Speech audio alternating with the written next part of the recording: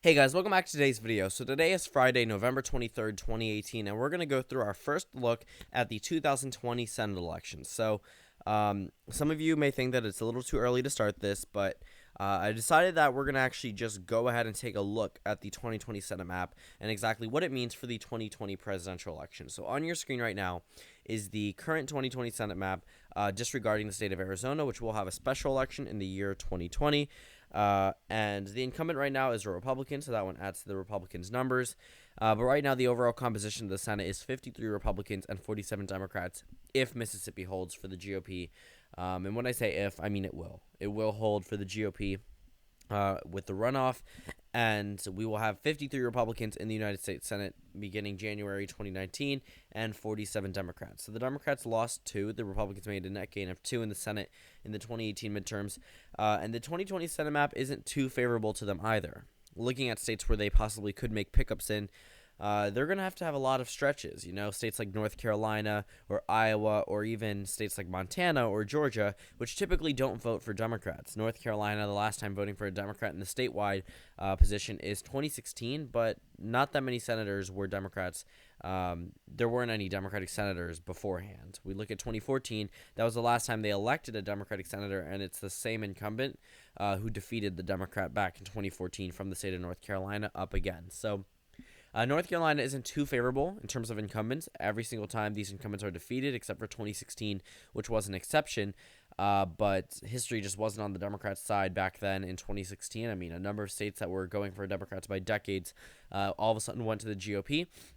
And North Carolina broke its little defeating incumbent streak, but it may come back in 2020. Who knows? But North Carolina, one of the areas where the Democrats possibly could make a pickup in. Another area, Texas or Georgia or Iowa. But keep in mind, these states are pretty Republican states. The only state that I can really say the Democrats have a pretty good shot at taking is Colorado. Cory Gardner's seat. That's the only state right now where I can say the Democratic Party has done consistently well in previous elections. The governorship, the presidential election. We're looking at a number of races from the state of Colorado.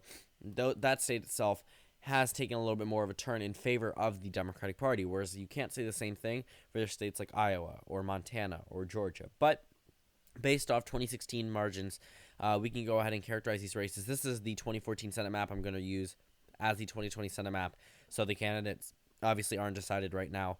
But Maine, based off the 2016 results, this is just purely based off the 2016 results, we can see a very, very similar composition to what we're seeing now. So Alabama with Doug Jones goes to the GOP based off 2016 results.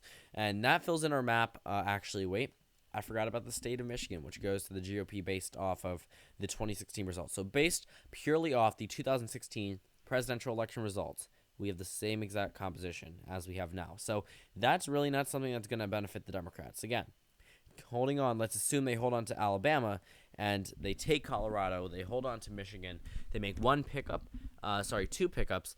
That would be the state of Colorado, and I think I'm missing one because, the state of Maine, which is probably not happening considering how popular Suzanne Collins is. So that one is going to be taken out away from their column, but that puts the Democrats at 48. This Senate map is not at all favorable to them. They're going to have to make states more competitive than they have in the past. And they were able to in 2018. States like Arizona went to the Democrats. Tennessee was closer. Georgia was closer. Texas was very close. So if we look at these individual states, it is possible for the Democrats to do so. Due to the popularity of people like Suzanne Collins, Maine is going to be out of their reach. Even though that's presumably a Democratic state or has an independent who caucuses with the Democrats, votes for Democrats in presidential elections, it seems like it's possible for the Democrats to win there. Just the sheer popularity of Suzanne Collins is going to hurt the Democratic Party. They're not going to be able to carry states like Maine, and they're going to have to redirect their attention to states like Kentucky, like they did in 2014. Mitch McConnell is running for another term. He's been in for a very long time. So let's say someone like Allison Lundergan Grimes runs again, and this time it actually benefits the Democrats, and let's say Kentucky goes to the Democrats. That's a stretch. Mitch McConnell is the Senate Majority Leader. Though his popularity rating is very low in his home state, they will always reelect him based off the fact he is the Majority Leader at this point in time. He's stuck with the GOP through many times, and at this point in time, Kentucky will likely remain in the Republican column. But again, we are 2 years out. Anything can happen, and Mitch McConnell possibly could lose the Senate race. Assuming he does, the Democrats still aren't at the majority. Okay, if we look at the presidential race, this is where it actually matters. Whoever becomes the vice president likely will decide the Senate control. Because if Kentucky goes, one more state needs to go, but this time it would be in favor of the GOP if they have a Republican president. If they do not, then the Democratic Party will have the majority in the Senate. So I believe this is just 2014 was under Obama, so if we do flip another state, I believe it should alter it in favor of the Democrats. Yep, putting them at 50 because of Joe Biden being in at the time. Joe Biden possibly could be in at this time anyway if he runs for president and he wins. But overall, looking at the Senate map, not too good for the Democrats. Again, they possibly could make a gain in the state of Montana. If Steve Daines doesn't do too well, that could be possible for the Democratic Party. Alabama probably is not remaining in the Democratic column. Alabama's going to go to the GOP. So even if a state like Montana goes, where do they turn to next? Well, if North Carolina goes back with history and goes to a different type of candidate and defeats the Republican incumbent, they still are at 49-51. They still need to find an area to get this one seat. So if they go with the Southeast strategy, let's say they get to the state of Georgia, that puts them at 50-50, assuming that Donald Trump wins re-election. This is not good for the Democrats. They will still need one more seat. But if they do win the 2020 presidential election, they will not. So again, looking at this map, there's a lot of stretches, a lot of jumps the Democrats need to make in order to take back the majority. Because based off current composition, the Democratic Party is not doing too well. Based off what likely is going to happen, the Democratic Party probably could even lose seats this time around. Okay, actually no, maybe they'll break even. They'll hold on to Colorado. They'll carry Colorado but lose Alabama, and that puts them at 47-53. The 2022 Senate map seems like it's the only favorable Senate map, and if they win the presidential election, the GOP will likely hold on to a number of those states. And again, just looking at this, the 2022 Senate map, the 2016 Senate map actually, probably if it was played in 2018, the Democrats would have undoubtedly taken the majority. But unfortunately for them, it did not. And if they are able to take the presidential, the White House in 2020, they will not be able to do exactly what they're able to do in 2018. They will not have that energy on their side. The GOP will have energy to go against the incumbent Democratic president, assuming they win in 2020. And if we look at the 2022 Senate map, states like Wisconsin are up. That's an area where the Democrats could do very well in. Okay, we look again. North Carolina is up yet again. Okay, we're looking at these individual states where the Democrats could prosper in. Yeah, they're here in 2020 for some instances. Not so much the Senate. The Senate is what truly matters. The House is up every 2 years. Nobody really cares about that at this point. Looking at the 2020 Senate map, it's going to be very hard to make a clear conclusion as to how the Democrats can take the majority. Based off the candidates that possibly could run that are going to announce in 2019, I can start to make a better analysis of the 2020 Senate map. But again, looking at this just based off the numbers alone, it is very hard to make a clear conclusion as to who is going to win in these individual Senate races. North Carolina is a stretch, but it is possible. So if that one goes, it goes into the toss-up column for now. Georgia, for right now, possibly could be in the toss-up column based off the 2018 election results. Looking at the state of Iowa, this one is probably in the leaning GOP column at this point in terms of ratings.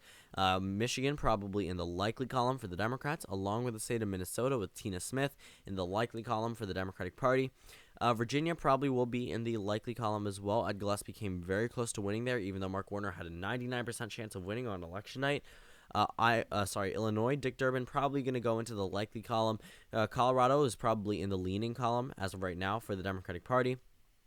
Tom Udall probably in the likely column. Looking at this map, the state of Maine probably still going to be safe for the GOP. I would actually move Mitch McConnell's seat to lean GOP just based off the pure numbers alone. Looking at the rest of the map, Texas probably is going to move into the likely GOP column. Again, yes, it is closer, but still, we have a more popular incumbent this time than Ted Cruz, so he's probably going to do a little bit better, especially in a presidential year. Steve Daines probably going to move into the likely column, but that still keeps the Republicans at the majority based off these numbers alone. By making pure toss-ups, looking at this map, it still benefits the GOP by putting them at 51 seats, and the Democrats are only at 47. So overall, the first impression from the Senate map is not favorable for the Democrats. They are looking at a Senate map that is probably going to be just as much of an uphill climb as 2018. They were able to hold on to a number of seats, but if they didn't, it would have been a blowout for the GOP. You can't say the same thing for this race here, but you can't say there will be a blowout for the Democrats. They're going to have to make so many jumps and focus a lot of money on Republican states, whereas in the presidential election, they want to focus on double seats. They can campaign like in 2016 for Clinton, and then I believe it was Johnson in the state of Wisconsin. I mean, these states where the Democratic Party is already focusing funds on for a presidential race, that's not what we're going to be seeing in 2020.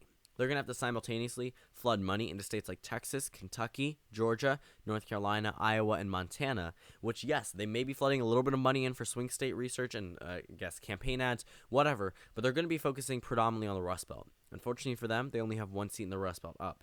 They don't have Ohio. They don't have Pennsylvania, which is arguably Rust Belt, but that we'll save that for another day. And Wisconsin, they only have Michigan, which they already are going to know is going to go into the Democratic column. They cannot focus all their campaign ads. They're going to have this presidential candidate come out and campaign in states like Kentucky, in Iowa, in Montana, in Texas, in these Republican states, and they're going to be wasting a lot of money if they do, in fact, lose these races, which it seems pretty likely at this point. But again, 2 years from now, a lot can change. So that wraps up today's video. Thank you guys for watching this video. Comment down suggestions below, and I will see you all tomorrow.